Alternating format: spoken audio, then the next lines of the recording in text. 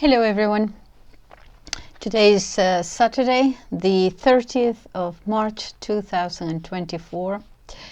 You know, I'm not at all surprised really. I don't know whether you are, probably not, that Ireland and the Irish people can understand so well, so viscerally perhaps, the plight of the Palestinians. And I was trying to find something that could explain this, and well, it's a long history, isn't it? So I did find one very famous speech by Roger Casement, delivered in 1916, and I hope you listen to it and enjoy it. The plight is the same of those people who are subject to another nation. And so first of all, it's a little bit of an introduction of who he was. As I said, this was delivered in 1916. Roger Casement. On his retirement from the British consular service in 1911, Roger Casement became a fervent Irish nationalist. At the outbreak of the First World War, he sought to recruit Irish prisoners of war for the German army. He went to Berlin to secure German aid for the Irish independence, but the Germans preferred the British Empire to a free Ireland and considered Casement a little bit of a nuisance. On the eve of the Easter Rising, he travelled to Ireland in a German U-boat to warn that there would be no German aid and that a rising would not succeed. He landed near Tralee but was quickly arrested by the British. He was taken to London and he was tried for high treason at the Old Bailey by an English Lord Chief Justice and an English jury. He was refused permission to conduct his own case and was allowed to speak only after the jury found him guilty. And this is what I'm going to share with you now, what he said. His defiance in the dock and the powerful oratory of his defense explains why, for the Irish, he remains a patriot martyr. The speech has been described by, among others, William Blunt as the finest document in patriotic literature, finer than anything in Plutarch or elsewhere in pagan literature. Years later, Nehru, leader of the Indian movement for independence from the British, said it seemed to point out exactly how a subject nation should feel. And this is what he said, obviously not all of it, because he went on for about 3 hours, but My Lord Chief Justice, as I wish my words to reach a much wider audience than I see here before me, I intend to read all that I propose to say. What I shall read now is something I wrote more than 20 days ago. I may say, my Lord, at once that I protest against the jurisdiction of this court in my case on this charge, and the argument that I am now going to read is addressed not to this court, but to my own countrymen. There is an objection, possibly not good in law, but surely good on moral grounds, against the application to me here of this old English statute, 565 years old, that seeks to deprive an Irishman today of life and honour, not for adhering to the king's enemies, but for adhering to his own people. When this statute was passed in 1351, what was the state of men's minds on the question of a far higher allegiance than that of a man to God and his kingdom? The law of that day did not permit a man to forsake his church or deny his God save with his life. The heretic, then, had the same doom as the traitor. Today, a man may forswear God and his heavenly kingdom without fear of penalty, all earlier statutes having gone the way of Nero's edicts against the Christians. But that constitutional phantom, the king, can still dig up from the dungeons and torture chambers of the Dark Ages a law that takes a man's life and limb for an exercise of conscience. If true religion rests on love, it is equally true that loyalty rests on love. The law that I am charged under has no parentage in love and claims the allegiance of today on the ignorance and blindness of the past. I am being tried in truth not by my peers of the life present, but by the fears of the dead past. Not by the civilization of the 20th century, but by the brutality of the 14th. Not even by a statute framing the language of the land that tries me, but emitted in the language of an enemy land. So antiquated is the law that must be sought today to slay an Irishman, whose offense is that he puts Ireland first. Loyalty is a sentiment, not a law. It rests on love, not on restraint. The government of Ireland by England rests on restraint and not on law. And since it demands no love, it can evoke no loyalty. Judicial assassination today is reserved only for one race of the king's subjects, for Irishmen, for those who cannot forget their allegiance to the realm of Ireland. The kings of England as such had no rights in Ireland up to the time of Henry VIII, save such as rested on compact and mutual obligations entered into between them and certain princes, chiefs and lords of Ireland.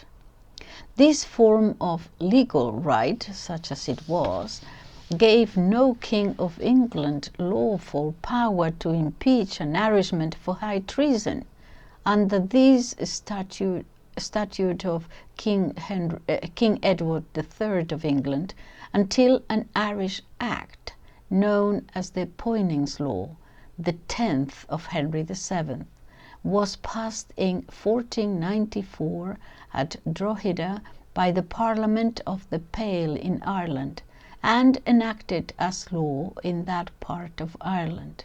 But if by Poynings Law an Irishman of the Pale could be indicted for high treason under this act, he could be indicted in only one way, and before one tribunal, by the laws of the realm of Ireland and in Ireland.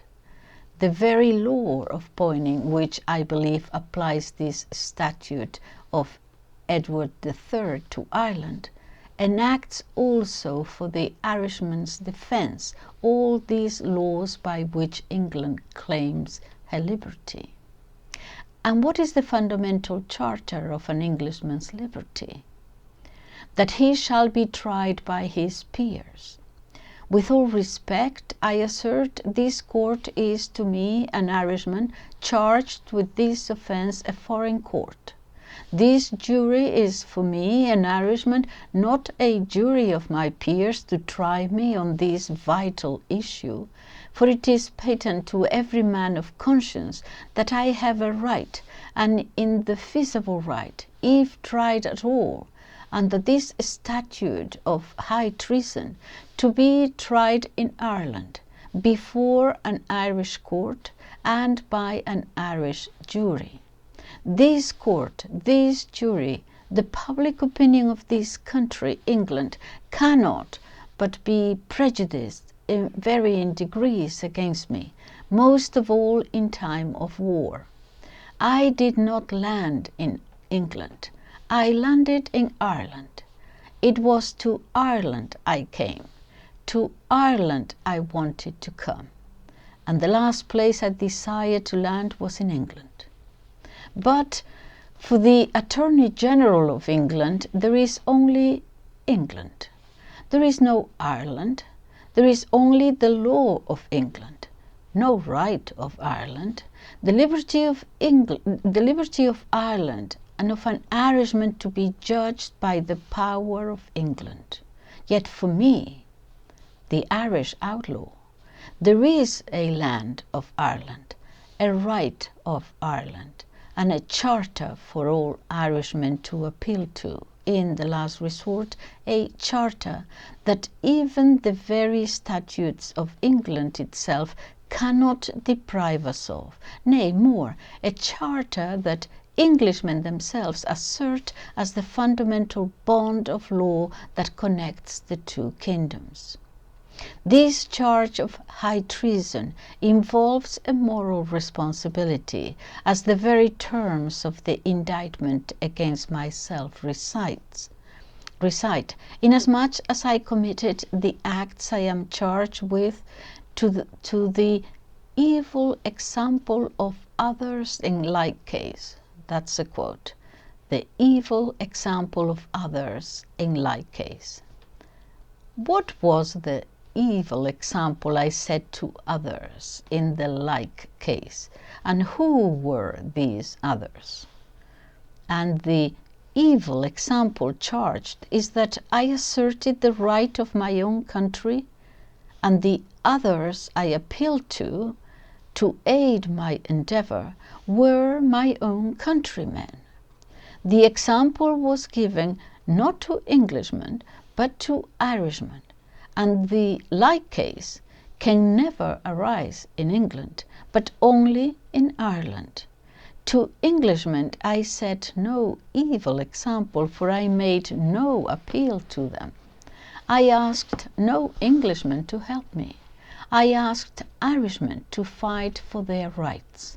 The evil example was only to other Irishmen, who might come after me and in like case seek to do as I did. How then, since neither my example nor my appeal was addressed to Englishmen, can I be rightfully tried by them? If I did wrong in making the appeal to Irishmen to join with me in an effort to fight for Ireland, it is by Irishmen and by them alone I can be rightfully judged. From this court and its jurisdiction I appeal to those I am alleged to have wronged, and to those I am alleged to have injured by my evil example, and claim that they alone are competent to decide my guilt or innocence. If they find me guilty, the statute may affix the penalty, but the statute does not override or annul my right to seek judgment at their hands. This is so fundamental a right, so natural a right, so obvious a right, that it is clear that the Crown were aware of it when they brought me by force and by stealth from Ireland to this country. It was not I who landed in England, but the Crown who dragged me here, away from my own country to which I had returned with a price upon my head, away from my own countrymen whose loyalty is not in doubt, and safe from the judgment of my peers, whose judgment I do not shrink from. I admit no other judgment but theirs. I accept no verdict save at their hands. I assert from this dock that I am being tried here not because it is just, but because it is unjust. Place me before a jury of my own countrymen, be it Protestant or Catholic, Unionist or Nationalist, Sinn Féinian or Orangemen, and I shall accept the verdict and bow to the statute and all its penalties. But I shall accept no meaner finding against me than that of those whose loyalty I have endangered by my example, and to whom alone I made appeal. If they adjudge me guilty, then guilty I am. It is not I who am afraid of their verdict. It is the Crown. If this is not so, why fear the test? I fear it not. I demand it as my right. This is the condemnation of English rule, of English-made law, of English government in Ireland, that it dare not rest on the will of the Irish people, but exists in defiance of their will, that it is a rule derived not from right, but from conquest. Conquest, my lord, gives no title, and if it exists over the body, it fails over the mind. It can exert no empire over men's reason and judgment and affections. And it is from this law of conquest, without title to the reason, judgment and affection of my own countrymen, that I appeal. I can answer for my own acts and speeches. While one English party was responsible for preaching a doctrine of hatred designed to bring about civil war in Ireland, the other party, the party in power, took no active steps to restrain a propaganda that found its advocates in the Army, Navy and Privy Council, in the House of Parliament and in the State Church, a propaganda the methods of whose expression were so grossly illegal and utterly unconstitutional that even the Lord Chancellor of England could find only words and no repressive action to apply to them. Since lawlessness sat in high places in England and laughed at the law as at the custodians of that law, what wonder was it that Irishmen should refuse to accept the verbal protestations of an English Lord Chancellor as a sufficient safeguard for their lives and liberties? I know not how all my colleagues on the volunteer committee in Dublin reviewed the growing menace, but those with whom I was in closest cooperation redoubled, in face of these threats from without, our efforts to unite all Irishmen from within. Our appeals were made to Protestant and Unionist as much almost as to Catholic and Nationalist Irishmen.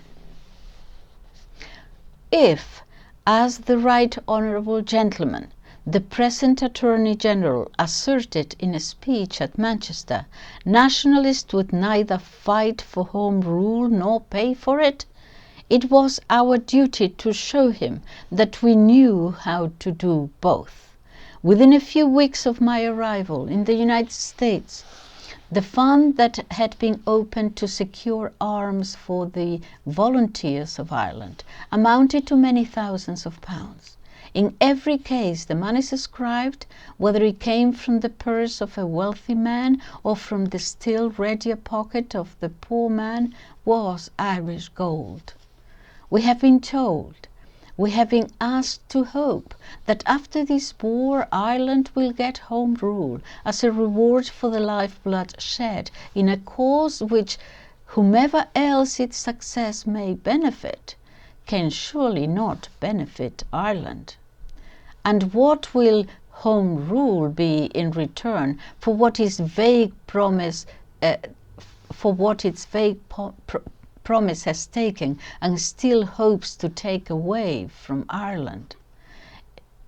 It is not necessary to climb the painful stairs of Irish history, that treadmill of a nation whose labors are as vain for her own uplifting as the convict's exertions are for his redemption, to review the long list of British promises made only to be broken, of Irish hopes raised only to be dashed to the ground.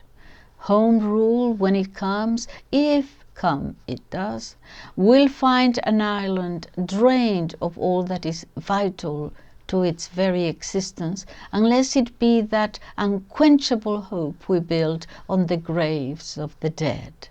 We are told that if Irishmen go by the thousands to die, not for Ireland, but for Flanders, for Belgium, for a patch of sand in the deserts of Mesopotamia, or a rocky trench on the heights of Gallipoli, they are winning self-government for Ireland. But if they dare to lay down their lives on their native soil, if they dare to dream even that freedom can be won only at home by men resolved to fight for it there, then they are traitors to their country, and their dream and their deaths are phases of a dishonorable fantasy. But history is not so recorded in other lands. In Ireland alone, in this 20th century, is loyalty held to be a crime.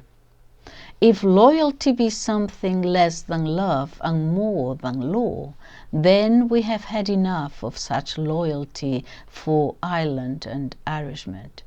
If we are to be indicted as criminals, to be shot as murderers, to be imprisoned as convicts, because our offense is that we love Ireland more than we value our lives, then I do not know what virtue resides in any offer of self-government held out to brave men on such terms.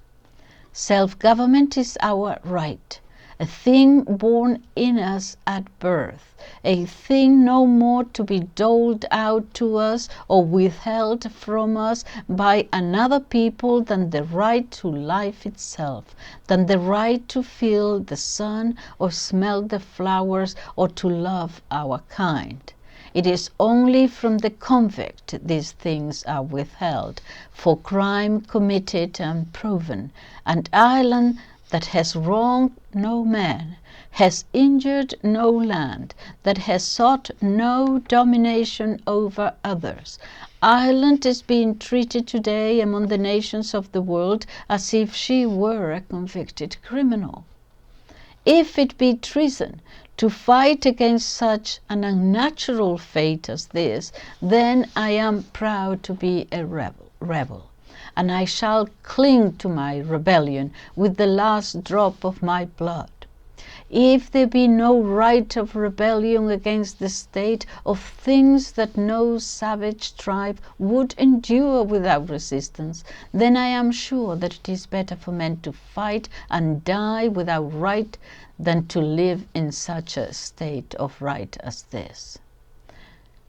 Where all your rights have become only an accumulated wrong, where men must beg with bated breath for leave to subsist in their own land, to think their own thoughts, to sing their own songs, to gather the fruits of their own labors, and even while they beg, to see things inexorably withdrawn from them, then surely it is a braver, a saner and truer thing to be a rebel, in act and in deed, against such circumstances as these, than to tamely accept it as the natural lot of men.